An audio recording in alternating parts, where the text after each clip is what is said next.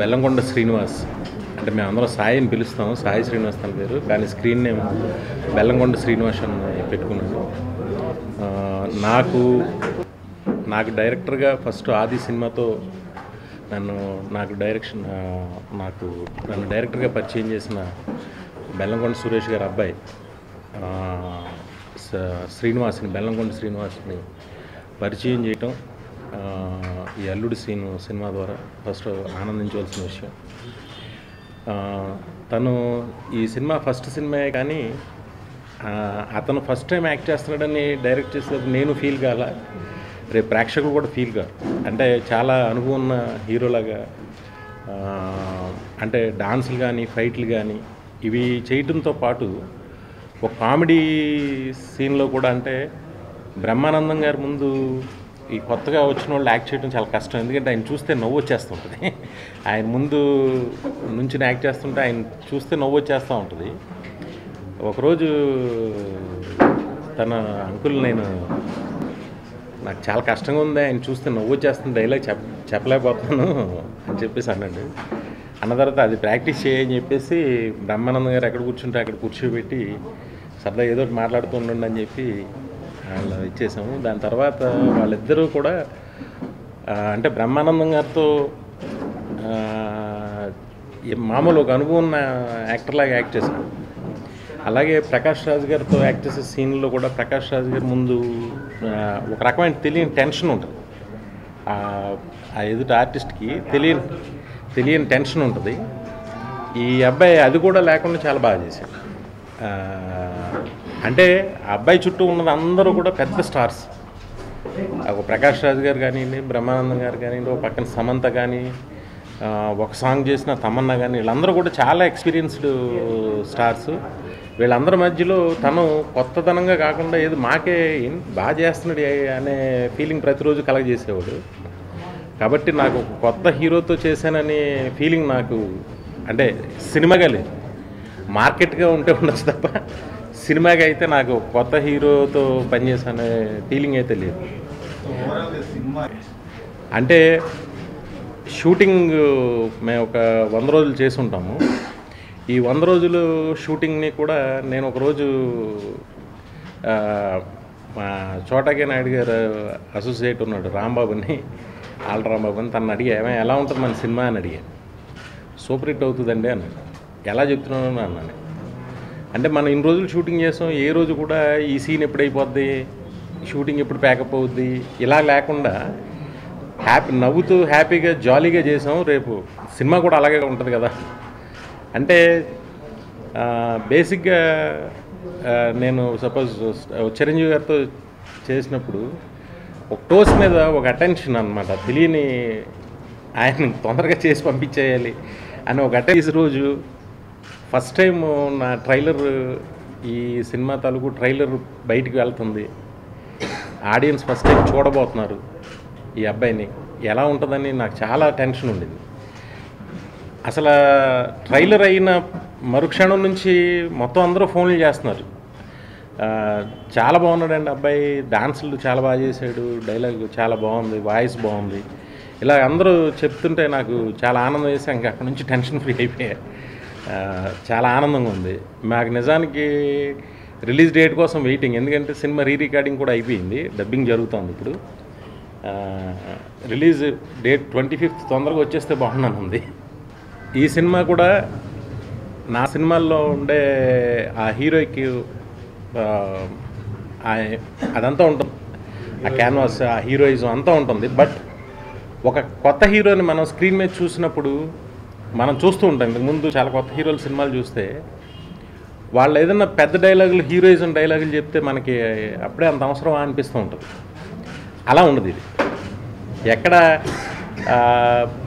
ఏదో తొడగొట్టడాలు కానీ, పెద్ద పెద్ద ఒక సూపర్ స్టార్స్ చెప్పాల్సిన డైలాగ్స్ కానీ ఈ అబ్బాయి చెప్పడం చాలా, అంటే మీరు చూస్తే తెలుస్తుంది, బాగా డిజైన్ చేశారు ఈ స్క్రిప్ట్ని, కొత్త హీరోకి బాగా డిజైన్ చేశారు అనేది మీకు అర్థమవుతుంది.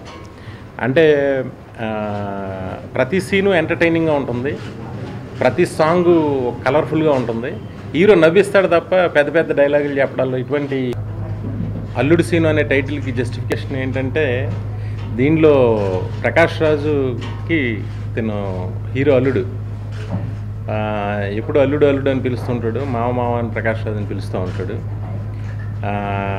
బ్రహ్మానందాన్ని ఒక సీన్లో బురుడి కొట్టించడానికి నీ పేరు ఏంటంటే అల్లుడు సీన్ అని చెప్పి బ్రహ్మానందం నిజంగా అనుకుంటాడు అల్లుడు సీనే నా పేరు అని. అది ఒక ట్రాక్గా సరదాగా ఫన్గా వెళ్తుందన్నమాట. హీరో ఒక చోట ఒక అనాథ, తను కనెక్ట్ అయిన తర్వాత ఊరికి మామ అల్లుడికి మామ మామ అని పిలుస్తుంటాడు. అలాగా ఇది అలా ఉండదు, కానీ ఇది వేరేగా ఉంటుంది. ఇందులో కూడా ఆ ఫన్ ఈ సినిమాలో కూడా అంటే దిల్లా కాకుండా ఇది ఇంకొకలాగా ఉంటుంది. ఇది మోర్ కమర్షియల్గా ఉంటుంది, సరదాగా ఉంటుంది, మంచి అన్నీ ఉంటాయి. అంటే దిల్ ముఖ్యంగా ప్రేమ కథ దిల్. ఇదేంటంటే అల్లుడు సీన్ ఏం చేస్తుంటాడని అడిగారు ఇందాక. సరదాగా వెళ్తున్న వాళ్ళ జీవితంలోకి ప్రకాష్ రాజుకి జరిగిన అన్యాయం హీరో తెలుసుకుని ఆ ప్రకాష్ రాజుకి జరిగిన అన్యాయాన్ని, తన మీద పడ్డ నిందని అలాగే హీరో దాన్ని తుడిపాడు అనేది ముఖ్యమైన కథ. దానికి ప్యారలల్గా లవ్ స్టోరీ ఉంటుంది. ఫస్ట్ ఫోటోషూట్ అది చేసాము. సమంత ఒక సినిమాకి అడ్వాంటేజ్ అవ్వాలి హీరోయిన్ అని మేము అనుకుని, సమంత అయితే మన సినిమాకి బాగా అడ్వాంటేజ్ అవుతుందని మేము ఫీల్ అయ్యాం. కథలోనే ఆ మ్యాజిక్ ఉంది. అంటే ఈ కథకి ప్రకాష్ రాజు గారు చాలా అవసరం. ఈ కథకి ప్రకాష్ రాజు గారు ఎక్స్పీరియన్స్డ్ ఆర్టిస్టులు అందరూ చాలా అవసరం. కాబట్టి అంటే ప్రకాష్ రాజు గారు డేట్స్ కోసం కానీ దేనికోసం ఏం ఆలోచించుకుని అలాగా వెయిట్ చేసి సినిమాని ఎక్కడ కాంప్రమైజ్ అవ్వకుండా అన్కాంప్రమైజ్డ్గా. అంటే మీరు ఈ సినిమా చూస్తే ఫస్ట్ టైము మేము ఒక ఈనాడు ఆదివారం ఈనాడు బుక్ వస్తుంది కదా, ఆ బుక్లో ఒకరోజు నేను చూస్తే వెనక ఒక లైట్స్తో చాలా మంచి ఒక అద్భుతమైన లొకేషన్ కనిపించింది నాకు. ఎక్కడైనా తీసి చదివితే ఇది జపాన్లో ఉందన్నారు. అనగానే నేను వెంటనే అక్కడ ఫోన్ చేసి నేను కనుక్కున్నా ఇది ఉందా అని. అంటే ఉంది, ఇంకొక 15-20 డేస్ ఉంటుంది, ఈ క్రిస్మస్ టైం అయిపోతే మళ్ళీ తీసేస్తారు ఇదంతా అని చెప్పేసి అన్న వెంటనే మేము దాన్ని ప్రాసెస్ చేసి వితిన్ 1 వీక్లో ప్రాసెస్ చేసి వెళ్ళి అక్కడ షూట్ చేసాం. అది ఎంత కష్టతరమైందంటే వాళ్ళు లైట్స్ 6 గంటలకు వేస్తారు, అక్కడ ఉన్న క్రౌడ్ అంతా వెళ్ళిపోవడానికి మేబీ 9 అవుతుంది. మాకు 10 గంటలకు ఇచ్చారు పర్మిషన్. ఇస్తే ఆ చలి మాటల్లో చెప్పలేమన్నమాట. అంటే ఇంతకుముందు నాయక్ సినిమాకి మేము ఐస్లాండ్లో తీసాం, కానీ ఎక్కడో ఒక స్వెటర్ వేసుకుంటానో లేకపోతే ఒక జర్కిన్ వేసుకుంటానో ఉండగలం. ఇది అది కాదు, అసలు -డిగ్రీస్లో బీభత్సమైన బ్రీజ్. పాపం సమంత అయితే పాపం ఎలా నేను ఒక్కొక్క స్టేజ్లో నేను ఇంక ప్యానిక్ అయిపోయా. అసలు ఒక 2-3 షాట్లు తీసిన తర్వాత మనం ఇంకొక్కడ ఉండలేము అని ప్యానిక్ అయిపోయా. పాపం మా చోటగానే నేను అస్సలు ఏం టెన్షన్ పడకు, అలా నువ్వేం టెన్షన్ పడకు, మన షాట్ గురించే ఉంటే తప్ప ఎవరికి ఏం కాదు, నువ్వేం టెన్షన్ పడకని చెప్పి పాపం తను సమంతతో మాట్లాడి కొంచెం తట్టుకో అని చెప్పి ఒక 4 బెడ్షీట్స్ తెచ్చి ఒక చిన్న దీనిలో అంటే అమ్మాయి ఇలా కూర్చుని ఉంటే తన మీద ఒక 4 పెద్ద బెడ్షీట్స్ అలా వేసి పెట్టేవాడు. షాట్ రెడీ అనగానే టక్మని తీసి చేసి ఆల్మోస్ట్ పారిపోయాం అనమాట. అంటే ఒక 5-6 షాట్లు తీసిన తర్వాత పారిపోయి వచ్చేసాం అక్కడి నుంచి.